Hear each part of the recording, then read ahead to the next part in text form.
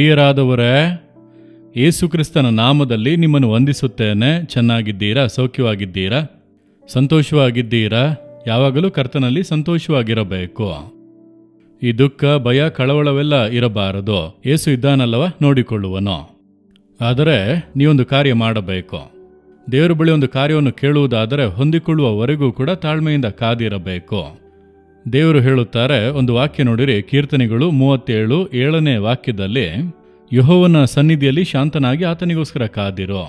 ನಿಮ್ಮ ನೋಡಿ ಹೇಳುತ್ತಾರೆ, ಮಗನೇ, ಮಗಳೇ, ನೀವು ಬೇಡಿಕೊಂಡಿರಿ, ಪ್ರಾರ್ಥಿಸಿದಿರಿ, ಏನು ಕೂಡ ನಡೆಯುತ್ತಾ ಇಲ್ಲ ಎಂದು ಸೋತು ಹೋಗುತ್ತೀರಾ? ಕಾದಿರಬೇಕು. ತಕ್ಕ ಸಮಯದಲ್ಲಿ ಆ ಕಾರ್ಯದಲ್ಲಿ ಅದ್ಭುತ ನಡೆಯುತ್ತದೆ. ಇಲ್ಲ ದೇವರೇ, ನನ್ನ ಪ್ರಾರ್ಥನೆಯನ್ನು ಕೇಳಿಲ್ಲ, ಆ ರೀತಿ ಹೇಳಬೇಡಿ. ಪ್ರಾರ್ಥನೆ ಕೇಳಿದರು, ತಕ್ಕ ಸಮಯಕ್ಕಾಗಿ ಕಾಯುತ್ತಿದ್ದಾರೆ. ನೀವು ತಾಳ್ಮೆಯಿಂದ ಕಾದಿದ್ದು ಅದನ್ನು ಹೊಂದಿಕೊಳ್ಳಬೇಕು. ಕರ್ತನಿಗಾಗಿ ಕಾದಿರುವುದು.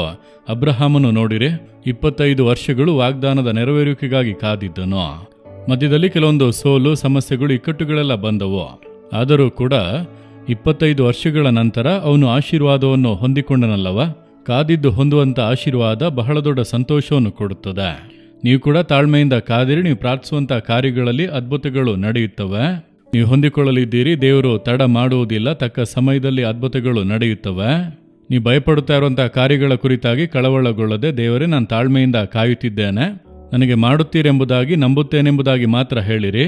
ಬೇಗನೆ ಅದ್ಭುತ ನಡೆಯುತ್ತದೆ. ತಂದೆಯೇ, ನಿಮಗಾಗಿ ಮಕ್ಕಳು ಕಾದಿದ್ದಾರೆ, ತಾಳ್ಮೆಯಿಂದ ಶಾಂತವಾಗಿ ಕಾಯುತ್ತಾ ಇದ್ದಾರೆ, ಪ್ರಾರ್ಥಿಸಿ ಕಾಯುತ್ತಾ ಇದ್ದಾರೆ. ಈ ಮಗನಿಗೆ, ಈ ಮಗಳಿಗೆ ಖಂಡಿತ ಪ್ರಾರ್ಥಿಸಿದಂಥ ಕಾರ್ಯಗಳಲ್ಲಿ ಅದ್ಭುತ ಮಾಡಿ ಸಂತೋಷ ಪಡಿಸಿರಿ. ಹಿಂದೆ ಅದ್ಭುತಗಳನ್ನು ಮಾಡಿರಿ. ಯೇಸುವಿನ ನಾಮದಲ್ಲಿ ಪ್ರಾರ್ಥಿಸುತ್ತೇವೆ ತಂದೆಯೇ. ಆಮೇನ್, ಆಮೇನ್.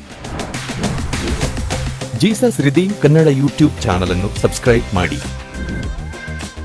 ಸಬ್ಸ್ಕ್ರೈಬ್ ಬಟನ್ ಕ್ಲಿಕ್ ಮಾಡಿ ಮತ್ತು ಬೆಲ್ ಬಟನ್ ಒತ್ತಿ. ಅನುದಿನ ಕಾರ್ಯಕ್ರಮದ ಮಾಹಿತಿ ಪಡೆಯಿರಿ.